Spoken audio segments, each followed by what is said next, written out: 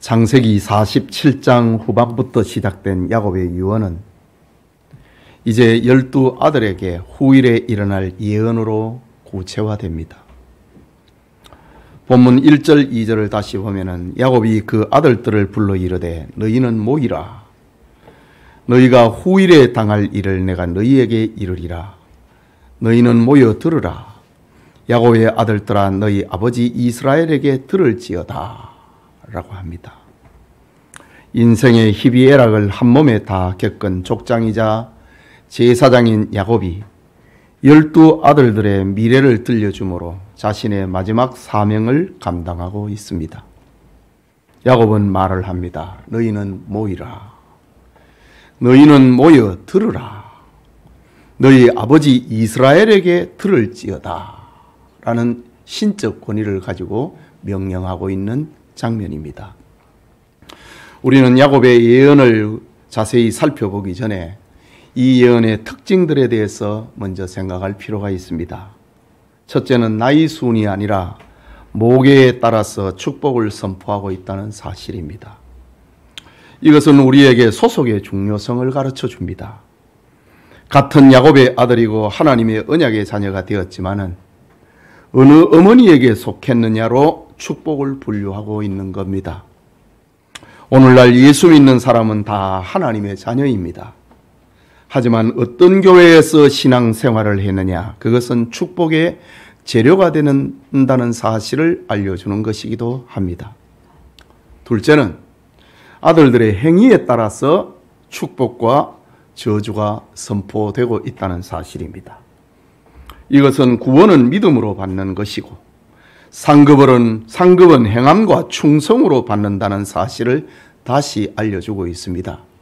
야곱의 아들들은 이미 언약의 자녀고 하나님의 백성들입니다. 그러나 그들에게 그 상급은 그들의 행위와 충성에 따라서 받게 되었다라는 겁니다. 게으른 종과 충성된 종이 같을 수가 없는 것이지요.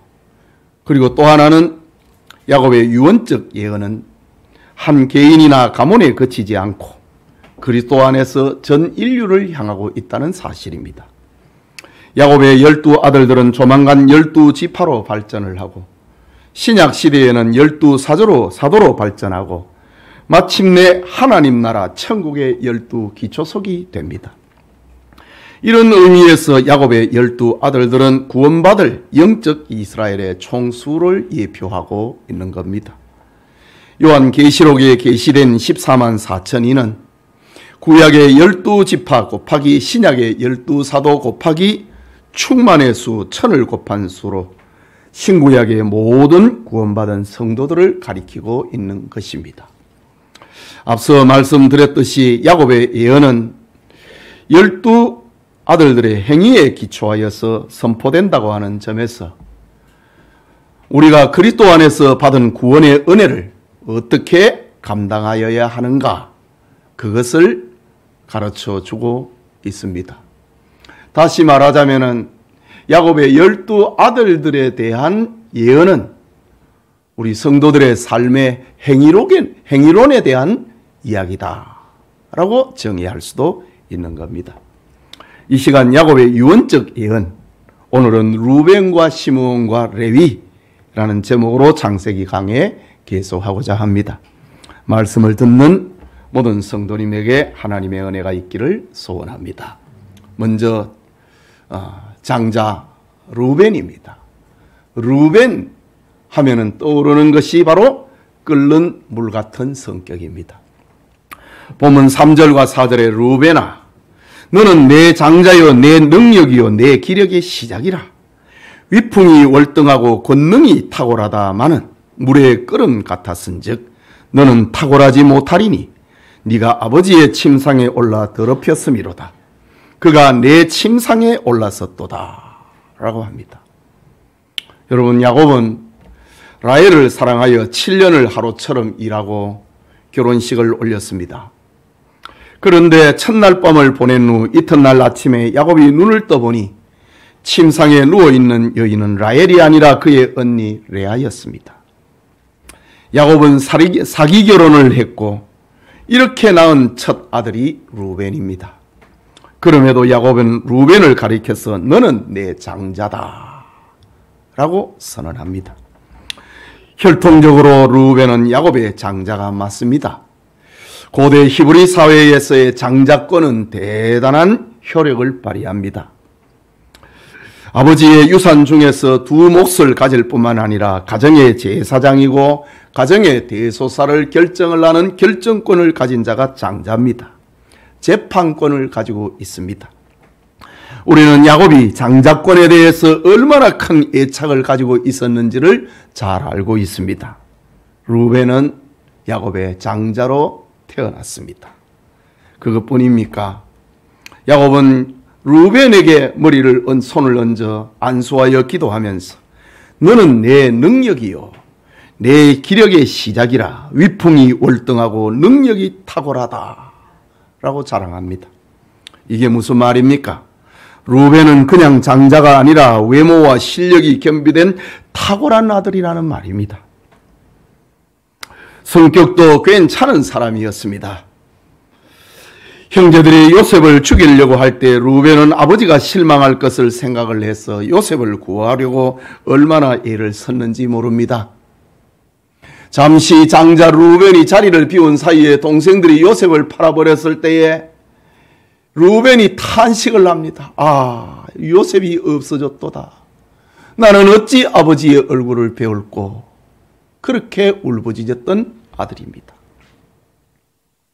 장자로서 아버지의 마음을 살필 줄 아는 성품도 가졌다는 말입니다. 그런데 루벤에게 치명적인 약점이 있었습니다. 그의 성격이 끓는 물 같았다고 합니다. 머리도 좋고 능력도 있고 기력도 있고 집안의 흐름을 다 리더함에 있어서 손색이 없었습니다. 하지만 그의 성격이 끓어오르는 물과 같았습니다. 끓는 물 같은 그의 기질이 아버지의 기질이 아버지의 침상까지 더럽히고 만 겁니다. 창세기 35장 22절에 보면은 그날의 사건을 기록을 하고 있는데 이스라엘이 야곱을 말하지요.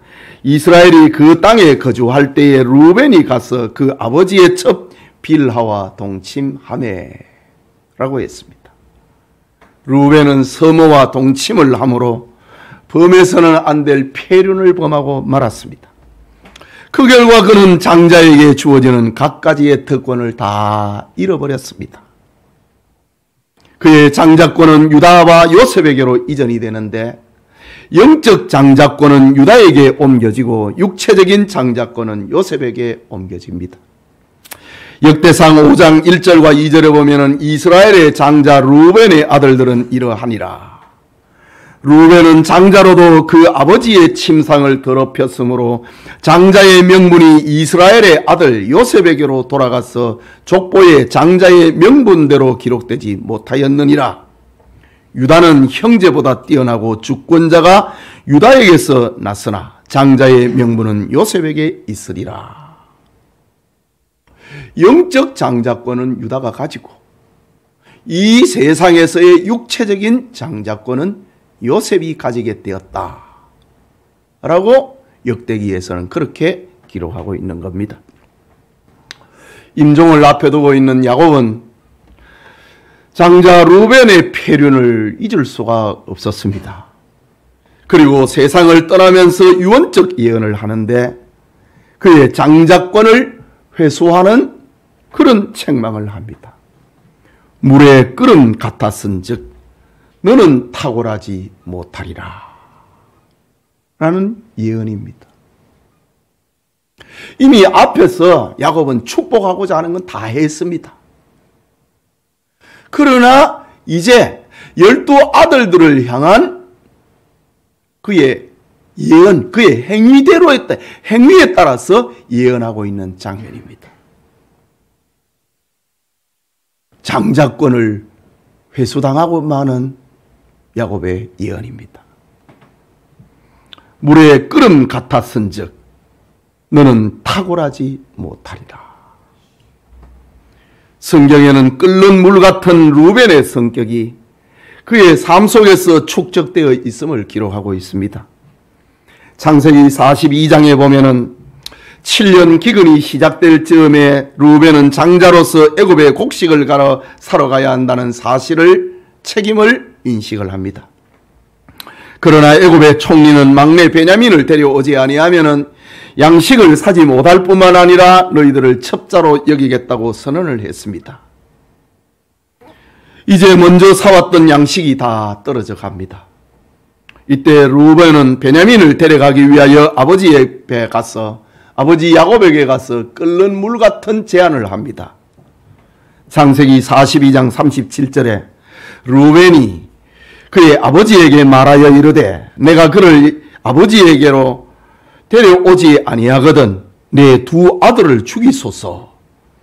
그를 내 손에 맡기소서. 내가 그를 아버지께로 데리고 돌아오리이다 라고 합니다.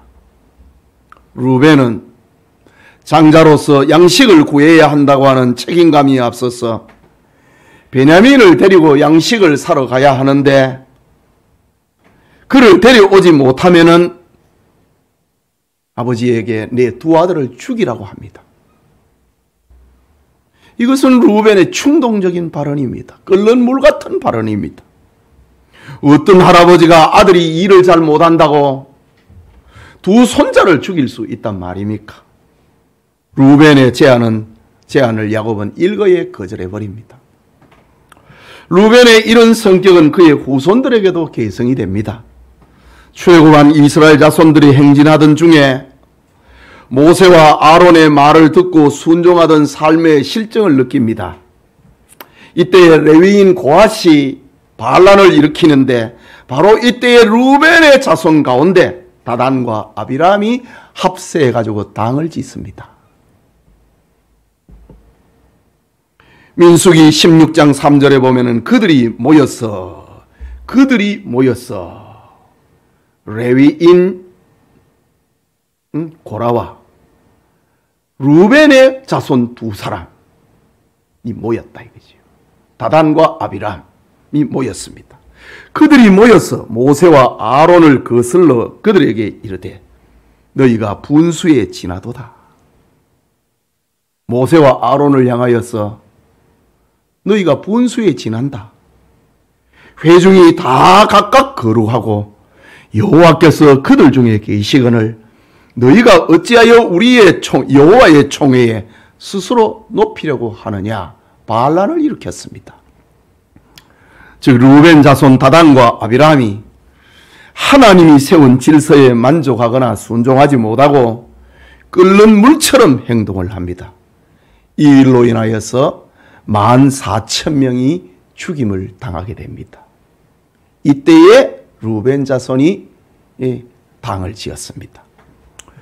그리고 가나안 정복 전쟁을 위하여 요단강을 건너기 전입니다. 루벤 지파가 갓 지파와 더불어서 이미 정복한 요단 동편의 땅을 유업으로 달라고 우리에게 기업으로 달라고 성급하게 모세에게 제안합니다.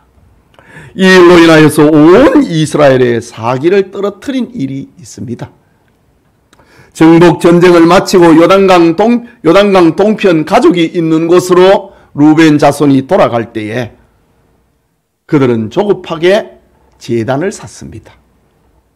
이 일로 인하여서 이스라엘 본진은 오해를 사게 되고 큰 전쟁이 일어날 뻔했습니다. 이처럼 루벤 자손들은 너무 급해가지고 끓는 물처럼 행동을 하다가 여러 사건을 거르쳐버리는 경우가 많았습니다. 예배드리는 성도님, 오늘 성경은 우리에게 무엇을 교훈하고 있습니까? 야곱의 예언은 12 아들들을 향한 예언은 그들의 행위에 기초하고 있는 행위론과 같은 것입니다. 우리에게 성경은 무엇을 교훈하고 있는가? 이것입니다. 우리가 예수님 안에서 받은 영적인 권세와 능력을 잘 감당하고 관리해야 한다는 것입니다. 이를 위하여 기도하고 성령으로 충만해야 됩니다. 루벤처럼 위풍이 월등하고 권능이 탁월하다고 해서 교만하지 말고 겸손해야 합니다. 사탄의 정체와 본성이 바로 교만이라는 사실을 잊지 말아야 됩니다. 하나님께서 사탄을 천사장으로 삼으시고 영화롭게 하셨습니다. 하나님을 찬양하는 특권을 주었습니다. 그런데 사탄은 그 한계를 넘어가고 만 겁니다. 이사야 선지자가 바벨론의 멸망을 예언을 하면서 오늘 오전에 받았던 바벨론의 멸망을 이사야 선지자가 예언을 하면서 바벨론의 멸망은 곧 사탄의 기질을 닮았구나 라는 예언을 이사야 선지자가 합니다. 이사야서 14장 12절과 15절에 너 아침의 아들 계명성이여 어찌 그리 하늘에서 떨어졌으며 너 열국을 엎은 자여 어찌 그리 땅에 찍혔는고 네가 내 마음에 이르기를 내가 하늘에 올라 하나님의 뭇별 위에 내 자리를 높이리라. 내가 북극 지폐의 산 위에 앉으리라. 가장 높은 구름에 올라가 지극히 높은 이와 같아지리라 하는도다. 그러나 이제 네가 스올 곧 구덩이 맨 밑에 떨어짐을 당하리로다. 사탄의 정체와 사탄의 본성이 교만입니다. 그러다가 떨어졌다라는 겁니다. 그러므로 우리는 하나님이 주신 직분과 사명을 겸손하게 감당해야 됩니다. 날마다 자기를 십자가에 못 박고 하나님의 말씀을 단단히 붙잡아야 됩니다. 우리가 가진 능력과 권세는 하나님이 주신 것임을 잊지 말아야 됩니다. 불신자라 할지라도 넘어지고 교만하면 넘어지고 높은 곳에서 떨어지게 됩니다. 유다를 정복을 하였던 바벨론의 느부갓네살 왕이 교만이 극에 달할 때에 하나님께서는 그를 미치광이로 만들어버린 사건이 다니엘서에 기록이 되어 있습니다. 그뿐만 아니라 우리는 끓어넘치는 물처럼 넘치지 말아야 됩니다. 루벤이 장자권을 잃어버린 것은 끓는 물 같은 성격 때문이었습니다. 머리도 좋고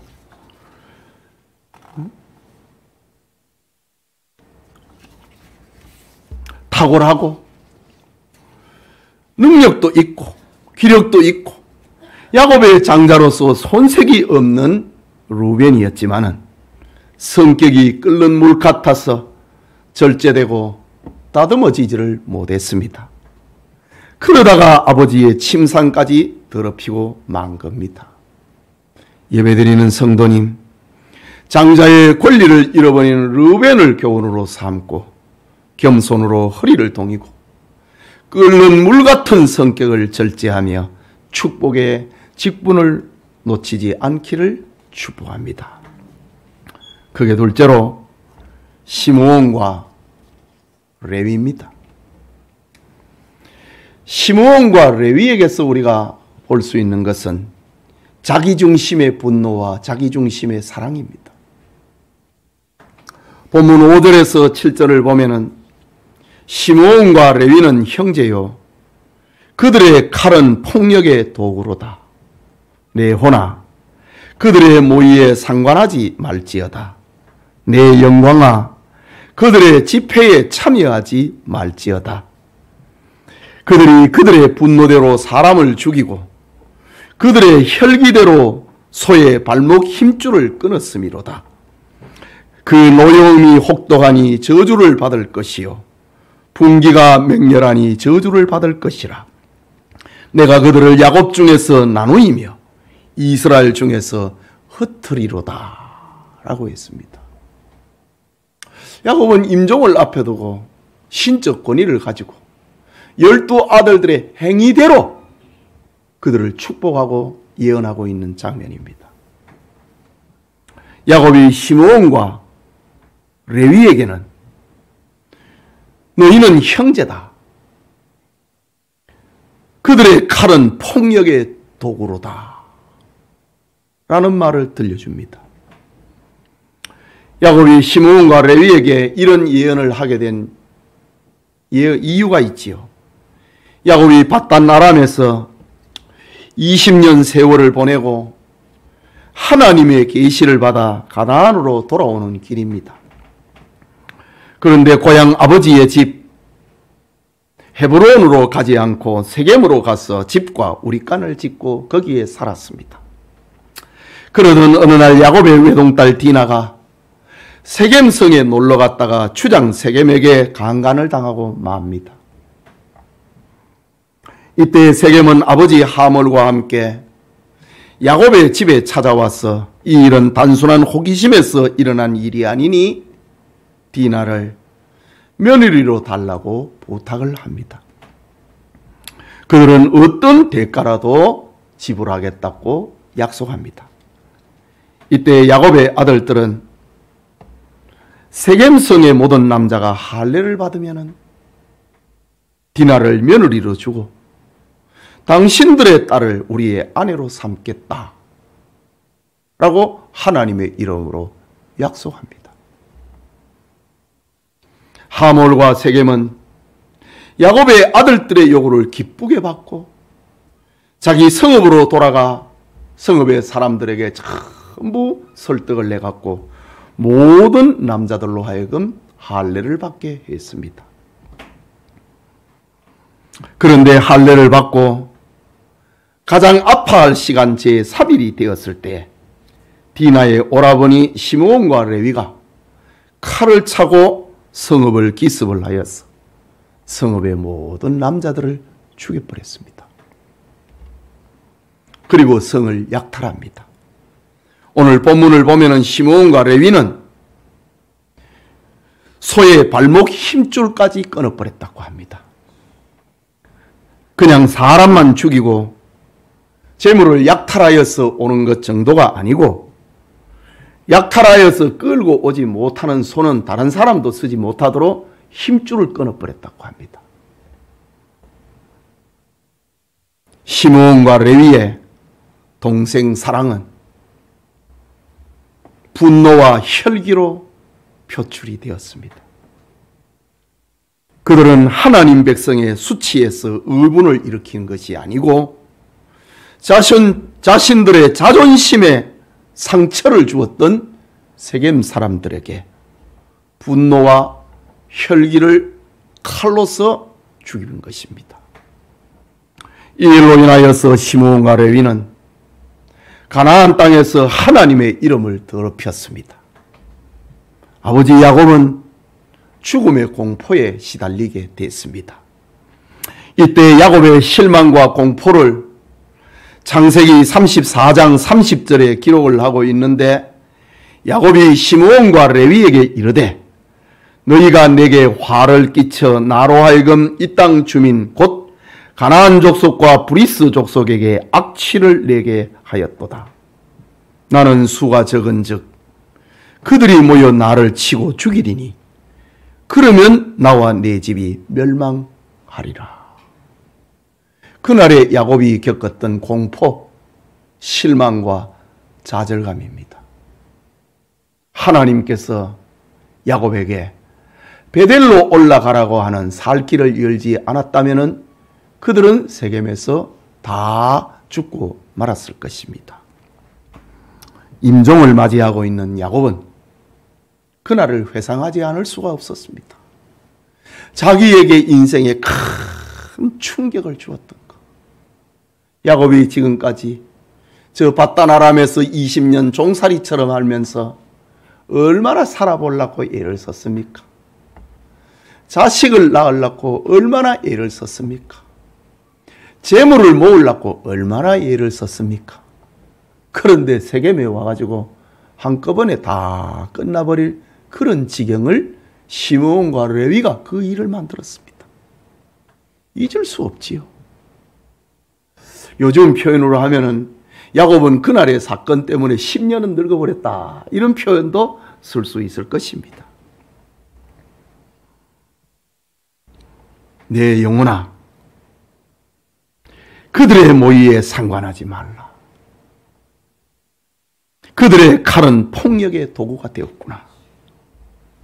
혈기와 분노는 하나님의 뜻을 이루지 못하고 그것은 신자의 삶이 아니라는 거지요. 그들의 집회에 참여하지 말라. 내 영혼아 그들의 모의에 상관하지 말라. 그거는 신자의 삶이 아니라는 거지요. 언약의 자손된 우리 가족의 삶이 아니라는 거지요. 교인들의 삶이라고는 할 수 없다는 거지요. 그래서 야곱은 내 영혼아 그들의 모의에 참여하지 말라. 그들의 집회에 참여하지 말고 상관하지 말라. 혈기와 분노는 하나님의 뜻을 이루지 못한다. 그것은 신자의 삶이 아니라는 것입니다. 시므온과 레위는 야곱에게 이런 상처를 주었던 겁니다. 야곱이 시므온과 레위를 저주를 하는데 그 내용은 이스라엘 중에서 너희들은 나누어지고 흩어질 것이다 라고 예언합니다.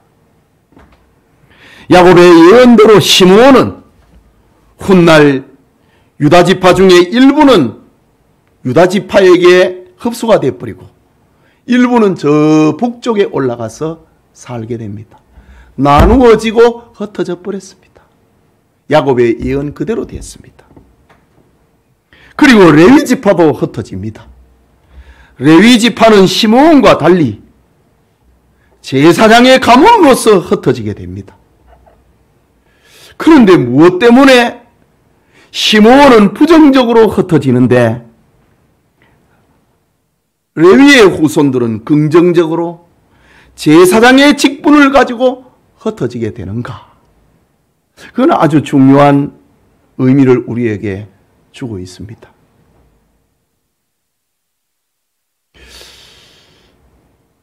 시므온은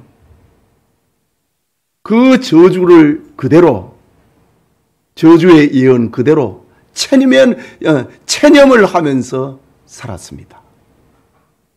그런데 레위의 후손들은 그 저주를, 흩어진다고 하는 그 저주를 축복으로 바꿉니다. 그 이유가 뭐냐? 출애굽기 32장에서 찾을 수 있습니다. 출애굽한 이스라엘 자손들이 시내산에 도착을 하고 모세는 하나님의 율법을 받으러 산 위로 올라갑니다. 그런데 모세가 산에서 내려옴이 더디자 이스라엘 자손들이 금송아지를 만들어서 하나님으로 섬기는 죄에 빠지게 됩니다. 아직까지 이스라엘의 12지파가 정확하게 그 자신들의 직임이 정해지기 전입니다. 모세가 산에서 내려와가지고 이제 레위 지파는 이제 하나님의 일을 하게 된다고 하는 그런 것이 선포가 되지요. 이런 일이 전입니다. 모세가 산에서 내려옴이 더디자 이스라엘 자손들이 금송아지를 만들어 가지고 이것은 보이지 않는 하나님이다. 그렇게 죄를 짓습니다.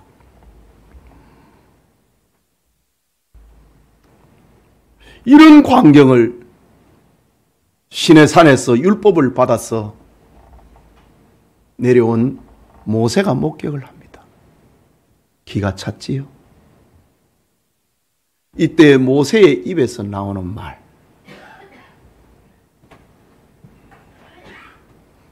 출애굽기 32장 26절에 누구든지 여호와의 편에 선 자는 내게로 오라 라고 말을 합니다. 이스라엘 12지파에게 말이지요. 누구든지 여호와의 편에 선 사람은 내게로 오라. 그때에 여호와의 편에 선 모세에게로 다가온 사람이 있었는데 바로 레위 자손들이었습니다.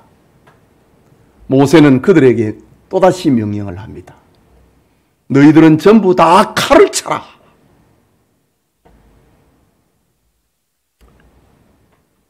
그리고 우상 숭배자들은 그가 누구든지 간에 모조리 죽이라.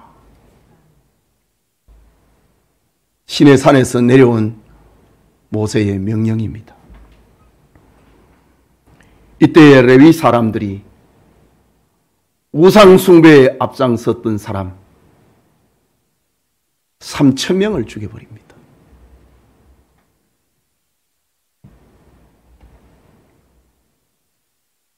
하나님의 편에 섰던 사람, 레위인들을 향하여서 모세가 축복합니다. 출애굽기 32장 29절이지요. 오늘 여호와께 헌신하게 되었느니라. 그가 오늘 너희에게 복을 내리시리라 라고 합니다. 그래서 레위인들은 흩어지는데 저주를 축복으로 바꾸게 됩니다. 그리고 이 레위인들에게 제사장의 직분이 주어집니다. 너희는 여호와의 편에 선 자다. 칼을 들고 우상 숭배자 3,000명을 죽였다. 여호와께 헌신하게 되었느니라. 그뿐만이 아닙니다. 이스라엘 자손들이 광야 행진을 하던 중에 시딤이라고 하는 동네에 이르렀을 때에 모압 여인들의 미혹이 빠져 우상 숭배와 음행의 죄에 빠지게 됩니다. 이때 하나님께서 이스라엘 자손들을 다 죽이겠다고 했습니다. 이런 소식을 들었던 레위인 아론의 손자 비느하스가 칼을 들고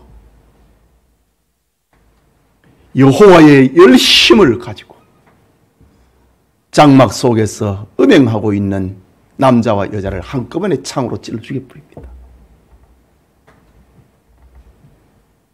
이스라엘 남자 시므리와 미디안 여자 고스비를 한 창에 그냥 꿰어 죽여버립니다. 비느하스는 여호와의 질투로 질투를 해갖고 백성들이 진멸을 하는 것을 막게 됩니다. 하나님께서 아론의 손자 비느하스가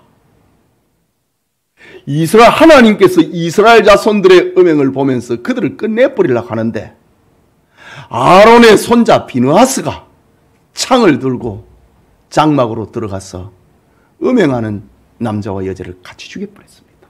한 창에 꿰어버렸습니다. 이것을 보고 하나님께서 진노를 푸셨다. 비느하스야, 너는 나의 질투심을 가지고 질투하였구나. 네가 이스라엘의 이 말 진노를 그치게 하였구나. 너의 후손을 통하여서 제사장의 혈통이 끊어지지 아니할 것이다. 하나님께서는 이렇게 레위 자손들에게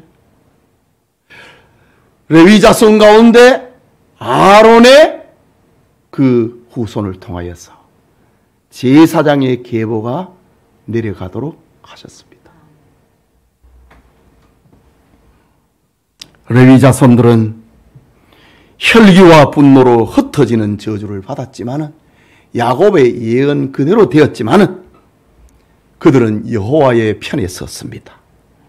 여호와를 향한 열심을 통하여서 그들은 저주를 축복으로 바꾼 사람이 되었습니다. 오늘날 우리가 레위 자손처럼 저주를 축복으로 바꾸는 길은 무엇이겠습니까? 그것은 하나님의 편에 서는 겁니다.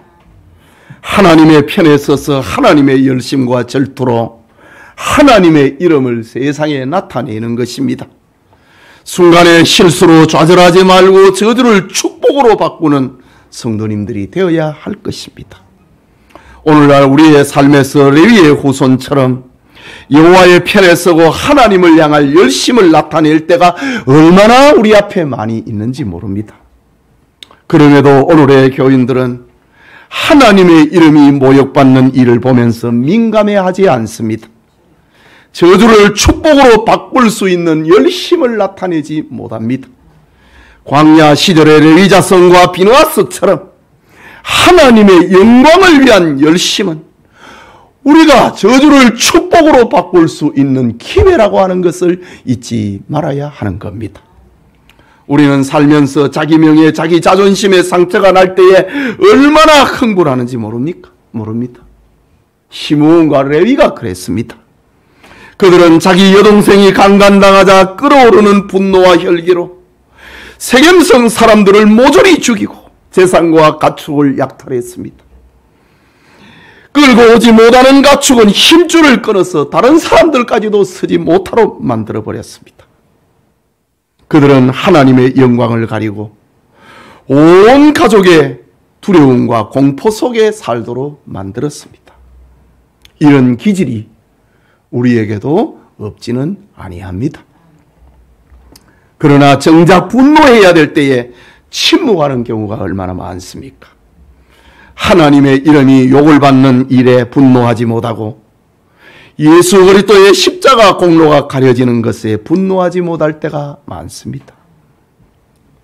교회에 주님의 피 흘리신 공로가 사라지고 인간적인 경영 방법이 동원이 되고 주님을 기쁘시게 하는 것이 아니라 사람을 기쁘게 하는 일에 우리는 분노를 발해야 하는 겁니다. 시므온과 레위를 보면서 우리는 하나님의 마음을 읽어야 됩니다. 우리가 바로 시므온과 레위처럼 자기 명예와 자기 자존심에 분노하는 모습에 우리가 지적질을 당해야 되고, 이런 자들에게는 하나님의 저주가 있다는 것을 잊지 말아야 됩니다. 시므온은 흩어짐 그대로 되었습니다. 그는 체념을 하면서 그대로 살았습니다.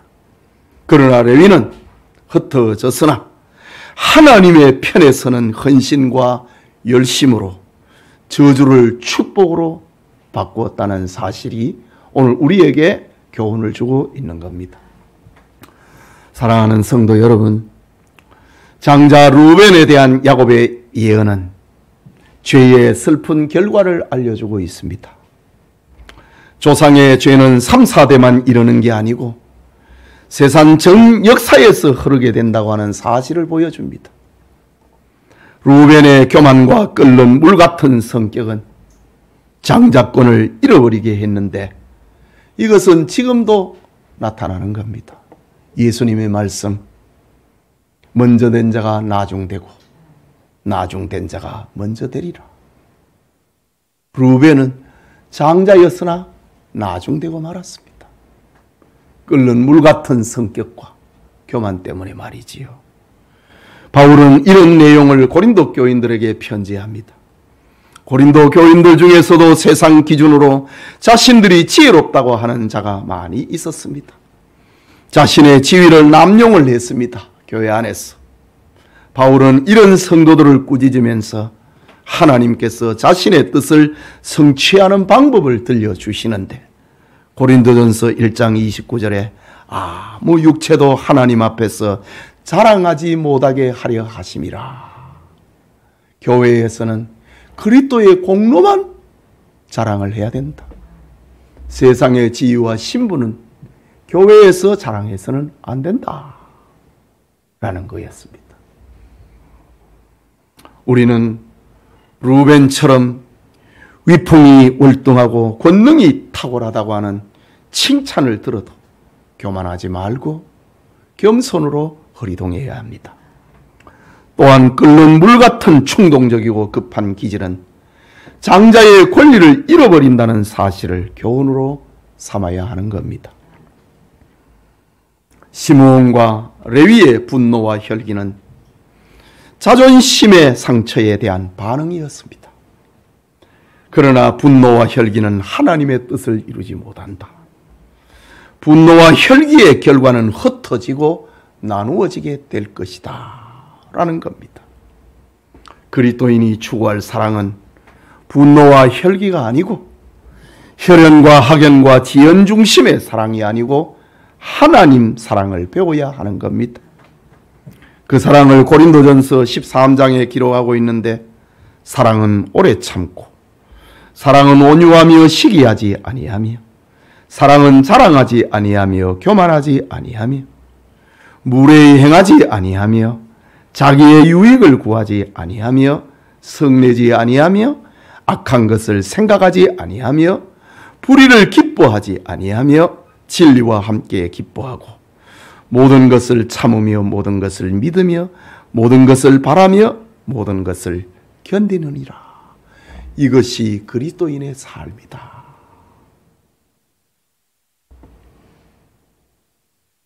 분노와 혈기는 그리스도인의 삶이 아니고 하나님의 뜻을 이루지 못한다 라는 것입니다. 예배드리는 성도님, 우리는 야곱의 아들들처럼 하나님의 사랑을 받았습니다. 예수님 안에서 하나님의 자녀가 되었습니다.